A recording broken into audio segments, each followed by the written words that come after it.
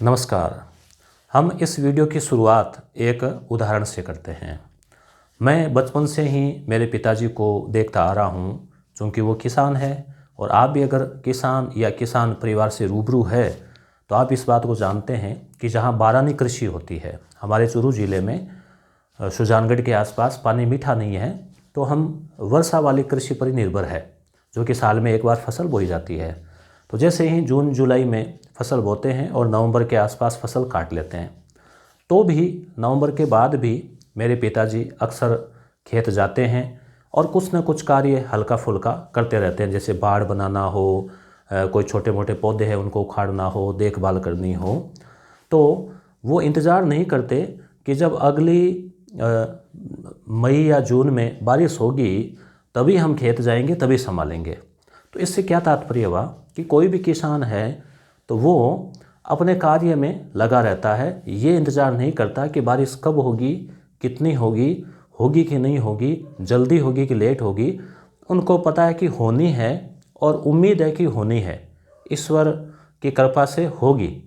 तो वैसे ही आप विद्यार्थी हैं और बेरोजगार है, तैयारी करने वाले हैं, तो हालांकि समझते हैं कि बहुत सारी टेंशनें होती है, बहुत सारी टेंशन से आप मुकाबला करते हैं। अब इसी बीच आपको पता होगा, आपने न्यूज़ देख ली होगी कि रीट 2022 का आयोजन किया जाएगा। मुख्यमंत्री महोदय ने खुद ने 14 और 15 दो तारीखों का ऐलान किया है। तो कुछ विद्यार्थी कह रहे हैं कि ये सही है क्या, हो जाएगी क्या? तो राजस्थान के माननीय मुख्यमंत्री महोदय ने जब अपनी ज़बान से इसकी घोषणा की है और ट्वीट किया है, तो इसको सीरियस तो लिया ही जा सकता है। और रीट का आयोजन करवाना कोई असंभव कार्य तो है नहीं कि हो जाएगी क्या। बोर्ड है, अभ्यस्त है, बहुत पहले भी बहुत सारे एग्ज़ाम करवाए हैं और 10वीं 12वीं के एग्ज़ाम करवाते हैं, तो एग्ज़ाम तो हो जाएगा, कोई विकट परिस्थिति नहीं आई। तो अब हम मुद्दे पे आते हैं कि इसकी तैयारी किस हिसाब से करें, जुट जाए क्या। तो हम टॉपिक वाइज पूरी बात करेंगे और आप शांति से 8-10 मिनट का ये वीडियो देखें। देखो, 14 और 15 मई 2 चरण में होगी परीक्षा, क्योंकि भीड़ ज़्यादा होने की वजह से इस बार थोड़ी अनियमितताएं हुई, सुरक्षा में चूक हुई। तो 2 चरण होंगे, तो सुरक्षा व्यवस्था चाक चौबंद थोड़ा और अच्छे से होगा। तो ये तो अच्छी बात है विद्यार्थियों के लिए। इसमें थोड़ी दिक्कत ये आ सकती है कि 2 पेपर होंगे, तो लेवल में थोड़ा बहुत 2-4 क्वेश्चन ऊपर नीचे का फ़र्क आ जाता है। दूसरी बात, विद्यार्थियों के मन में एक सवाल ये है कि क्या ये जो परीक्षा होने जा रही है, ये केवल पात्रता परीक्षा रखे जाके आगे एक परीक्षा और ली जा सकती है क्या? मतलब 2 चरण के बाद एक चरण और हो सकता है क्या? अगर ऐसा होता है तो इसका नाम फिर आरटेट ही रखा जाएगा, रीट नहीं रखा जाएगा, क्योंकि ये तो केवल एक पात्रता परीक्षा हो रही है। तो आगे जैसे 90-10 का ही फार्मूला रहेगा या फिर एक परीक्षा और करवाएंगे, ये सब तो भविष्य जो है वही बता पाएगा। अभी तक अपने पास में, मेरे पास और आपके पास इतनी न्यूज़ है, वो एक ट्विटर पे आया हुआ जो ट्वीट है मुख्यमंत्री महोदय का, वो उसमें ये निश्चित हो गया कि इस बार रीट की परीक्षा तो होगी। अब चाहे उसके बाद में एक परीक्षा और करवाएं तो भी आपको ये देनी है, और एक परीक्षा नहीं करवाएं तो भी आपको देनी है। तो क्यों ना आप टारगेट पे फोकस करें। किससे तैयारी करनी चाहिए? एक तो जो नए स्टूडेंट हैं, जो अभी बीएड कर रहे हैं या अभी अभी हुई है और पिछली रीट में वो पात्र नहीं थे, उनको तो निश्चित रूप से करनी चाहिए। रीट में जिनका स्कोर इतना कम है कि उनको साफ साफ लग रहा है कि 64,000 में भले ही नंबर आ जाए, 32,000 में नंबर आना मुश्किल है, यानी दुगुनों में चाहे नंबर आ जाए, तो आपको एक थोड़ा सा आभास तो हो ही गया होगा कि हर वर्ग का अलग अलग कुछ। तो आपको अगर मन में, अंतरात्मा में लग रहा है कि आपका स्कोर कम है और आपकी हिम्मत है कि रीट की तैयारी करेंगे, आप फर्स्ट ग्रेड के लिए एलिजिबल नहीं है या आपका सब्जेक्ट कवर नहीं है, जो कुछ भी स्थिति हो, अब आपके सामने ये भी ऑप्शन है, जो एमए है या जो मान लो सेकंड ग्रेड पहले दे चुके हैं, देना चाहते हैं, कि इसकी करें कि इसकी करें कि रीट की करें। 3 ऑप्शन है। अब देखो, ये तो एक होता ही है, जो वैकेंसी नहीं आती है तो विद्यार्थी कहते हैं वैकेंसी नहीं आ रही, और जब आती है तो क्या होता है, ये साथ आती है, तो इससे थोड़ा विद्यार्थी संकट में भी पड़ जाते हैं कि किसकी करें। और वो ज़्यादा है जो तीनों में एलिजिबल है। अब जो एमए ही नहीं है उसके कोई टेंशन नहीं, और जो केवल बीएसटीसी है तो उनको तो सेकंड ग्रेड से भी कोई लेना देना नहीं। तो सभी की अपनी अपनी जो है दुविधाएं होती है। तो ये तो आपको इस पर हम और भी बात कर चुके हैं, आगे भी थोड़ी और करेंगे। तो जहाँ कहीं भी आपको लग रहा है कि आपको रीट की करनी है तो रीट की करें, नहीं तो आप सेकंड ग्रेड की कर लेवें, या फिर आप सब्जेक्ट पे अच्छी कमांड और केवल ये टारगेट है तो फर्स्ट ग्रेड की कर लेवें। वो अब आपको निर्णय लेना है। यहाँ हम रीट की बात कर रहे हैं। कुछ चीज़ें कॉमन भी काम आएगी, उसकी भी हम बात करेंगे। जैसे कॉमन है, जैसे मान लो भाषा प्रथम, हिंदी अंग्रेजी मान लो है आपके, और फर्स्ट ग्रेड में भी 5-5 क्वेश्चन वहाँ आ रहे हैं। तो 25 से लेकर 30-40% तक तैयारी जो है वो आप रीट की करोगे तो भी उसमें काम आ जाएगी। दूसरा फार्मूला ये लगा सकते हो कि जब तक फर्स्ट या सेकंड ग्रेड का नोटिफिकेशन नहीं आए तब तक आप रीट कर सकते हो, या फिर आप सब कुछ छोड़ के एक ही टारगेट को अपना सकते हो कि हमें तो इसकी करनी है, या तो सेकंड ग्रेड या फर्स्ट ग्रेड या रीट। वो आपको निर्णय लेना होगा, कई और चीज़ें उसमें सोचनी होगी। अभी हम रीट पे जाएं तो देखो घोषणा किए हुए उस ट्वीट को भी 5-7 दिन हो गए होंगे मेरे ख्याल से। तो यहाँ हम आगे बात करें, जनवरी का महीना, जनवरी के आपके पास में दिन बचे हैं 26। आज ये 5 तारीख को वीडियो बनाया जा रहा है, तो 26 दिन आप मानो। फरवरी के 28 ही है, मार्च के 31, इसके 30 और इसके 15 दिन मई के, तो 120 दिन आपके हाथ में है। और अगर आपने 2 दिन बाद वीडियो देखा है तो 2 दिन और चले गए, ठीक है। अब है 120 दिन है और आपको लाने हैं 130 प्लस अंक, यानी प्रतिदिन का 1 अंक आपको जोड़ें तो भी 1 अंक का मतलब आप इतनी दिन भर पढ़ाई करें कि आपको कॉन्फिडेंस है कि हम 1 नंबर तो हमने आज पक्का कर ही लिया। इस टाइप के सवाल आएंगे, छोड़ेंगे नहीं। तो हालांकि इसका कोई क्लियर नहीं होता, मगर एक अपन नॉर्मल बात करें कि आप इतनी दिन में पढ़ाई करें कि 1 अंक दिन का जोड़ें तो भी 130 तक पहुंचाना है। अब हम बात करें कि तैयारी कैसे करनी है, ठीक है। अब जो विद्यार्थी हमारे पहले से जुड़े हुए हैं, लगभग मैं बताता रहता हूँ इसी प्रकार से, जो नए हैं उनके लिए है 2 भाषाएं आपको लेनी होती है रीट में, और मुझे नहीं लगता कि इसमें कोई चेंजिंग होगी। ये तो फॉर्मेट ये रहना है, क्योंकि सीटेट में भी ऐसा ही है। तो 2 भाषाओं वाला तो रहेगा, इसमें कोई आमूलचूल परिवर्तन नहीं होगा, चाहे पात्रता परीक्षा हो चाहे इसी से फाइनल सिलेक्शन हो। तो भाषा फर्स्ट की बात करें तो ज़्यादातर हिंदी, अंग्रेजी या फिर उर्दू, संस्कृत, पंजाबी, जो भी आप रखते हैं। मैं यहाँ व्याकरण की बात करूँ तो व्याकरण के लिए बोर्ड के द्वारा जो प्रमाणित पुस्तक होती है, जो कक्षा 9 से 12 के लिए स्कूलों में चलती है, वो आप किसी भी पुस्तक की दुकान से कहेंगे तो मिल जाएगी। ये हिंदी की तो है, बाकी अंग्रेजी की ऐसी कोई है नहीं किताब। तो आप हिंदी अगर भाषा है, चाहे ये हो चाहे ये हो, तो आप बोर्ड की जो पुस्तक है जिसका नाम रचना प्रबोध नाम से है, आप उसको अवश्य पढ़ें। 150-200 पेज की है सारी। पीछे वाला पार्ट काम का नहीं है, उसके निबंध वगैरह वाला। तो शुरू वाला जो व्याकरण वाला, ये ध्यान रखना 15 ही अंक की आती है व्याकरण, और 15 अंक की आती है शिक्षण विधियाँ। तो आप केवल व्याकरण में ही डूब नहीं जाना है आपको कि मोटी मोटी किताबें लाके व्याकरण के पीछे पढ़ो। शिक्षण विधियों को भी उतना ही महत्व देना है, या फिर 40% आप इनको महत्व दें, 60% व्याकरण को दें, क्योंकि ये क्वेश्चन कुछ ऐसे होते हैं जिनको आप कितना ही पढ़ लो तो भी कवर नहीं कर सकते, यहाँ कुछ कवर किया जा सकता है। तो हिंदी की हम बात करें तो बोर्ड में चलने वाली किताब आप ले लेवें और उसे पढ़ना शुरू कर देवें। पहले आप दे चुके हैं, अब वो आपको तय करना है, अब आपका मन लग रहा नहीं लग रहा, क्योंकि होता है विद्यार्थी का उस किताबों को देखते हैं तो मन नहीं लगता, तो आप नई किताब ले आएँ या उस किताब को लास्ट वाले पेज से पढ़ना शुरू कर सकते हैं। वो कुछ मनोवैज्ञानिक प्रयोग है। भाषा द्वितीय अगर अंग्रेजी है और आप अंग्रेजी में थोड़े वीक है तो आप संजीव पासबुक बहुत सरल भाषा में शुरुआत कर सकते हैं, कक्षा 10 की या 8 की लेके, या फिर जो भी अच्छी किताब कोई हो, कोई गाइड हो, जो भी मैटर हो आप उससे पढ़ें, ठीक है। सहायकों की बात करें तो आप शुरुआती स्तर पे है, सरल स्तर पे तैयारी करना चाहते हैं, नए हैं, न्यू कमर्स है, तो आपको ये गाइड ले आए जो सरल भाषा में हो।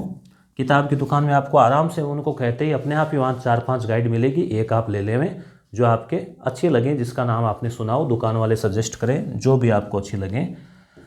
उसके बाद में थोड़ा सा मध्यम स्तर बढ़ाना है तो आप नोट्स, जैसे मेरे खुद के क्लास नोट्स है, वो आप ले सकते हैं, या किसी भी आपने कोचिंग में पढ़ रखे हैं या कहीं से ले रखे हैं, तो वो थोड़े शॉर्ट होते हैं इसलिए थोड़ा ज़्यादा सार रहेगा, और यहाँ पर भी रहेगा, इसमें भी आपको मैटर मिलेगा। और कुछ गाइड का स्तर भी काफ़ी कठिन है, तो वो आपके ऊपर निर्भर है। और आप प्रामाणिक स्रोत की बात करें थोड़े उच्च स्तर की, तो फिर आरबीएससी या एनसीईआरटी दोनों की मनोविज्ञान की किताबें चलती है। उनकी पीडीएफ आपको नेट के ऊपर वेबसाइट पे आप लिखोगे आरबीएससी बुक, तो आराम से आप डाउनलोड कर सकते हो। हमने टेलीग्राम पर भी दे रखी है, ऐप पर भी डाल देंगे लिंक, ठीक है। एनसीईआरटी, तो अब आप 2 एनसीईआरटी 2 आरबीएससी 4-4 किताबें तो पढ़ने की आप जहम वो मत करना, मत उठाना आप इतनी तकलीफ़, क्योंकि मैटर वही है, फिर ज़्यादा उलझ जाओगे। परंतु आपके पास समय आपको लग रहा है तो इनमें से एक चीज़ को पकड़ लो कि या तो नोट्स पढ़ने हैं, या फिर ये पढ़नी है, या फिर ये पढ़नी है, या फिर मान लो आपका लेवल थोड़ा ठीक है तो 2 चीज़ें भी देख सकते हो। तो ये चीज़ें हैं। अब हम बात करें, हालांकि हमने भी इनके एनसीईआरटी और आरबीएससी से पिछली बार इनके सार निकाल के और क्वेश्चन तैयार किए थे, और इस बार भी देखते हैं, जल्दी घोषणा करेंगे कि आपको इनका कोई मटेरियल अवेलेबल करवाएं। अब हम बात करें यस गुरु ऐप के ऊपर, आपको यहाँ जैसे आप डाउनलोड कर लेंगे यस गुरु, ठीक है, प्ले स्टोर पे लिखकर, उसमें आपको पीडीएफ सेक्शन में पूरी तरह से निःशुल्क है। पहले उसका 21 रुपये प्राइस कर रखा था। मनोविज्ञान की 111 पेज की पीडीएफ है, जो मेरे क्लास नोट्स है, क्लास में पढ़ाए हुए कोचिंग्स में, उनको आप रीडिंग लगा सकते हो, मोबाइल में आराम से प्रिंट निकाल सकते हो, डाउनलोड कर सकते हो, पीडीएफ पे क्लिक करना आपको मिल जाएंगे। सेकंड गाइड फर्स्ट गाइड के लिए हमने सारे पेपर डाउनलोड के लिए दे रखे हैं, आंसर लगाकर। अब तक आए हुए जितने भी 8-10 सालों के हैं, वो कोर्स के सामने व्यू ऑल करना या यहाँ कोर्स पे क्लिक करना आप।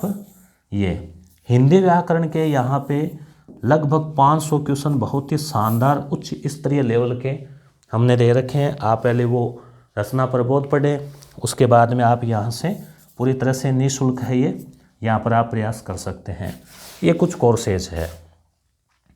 आगे की बात करें सामाजिक कैसे तैयार करेंगे, तो सामाजिक के लिए एनसीईआरटी, चूँकि अब आरबीएससी 2019 की घटना हो चुकी है, वो पुस्तकें 2 साल 22 चल रहा है, 3 साल, तो अब आप एनसीईआरटी कक्षा 6 से 10 की सामाजिक की जो पुस्तकें हैं, 6, 7, 8 में 3-3 है, 9, 10 में 5-5 है, उनको सभी को पेज टू पेज पढ़ने की आवश्यकता नहीं है।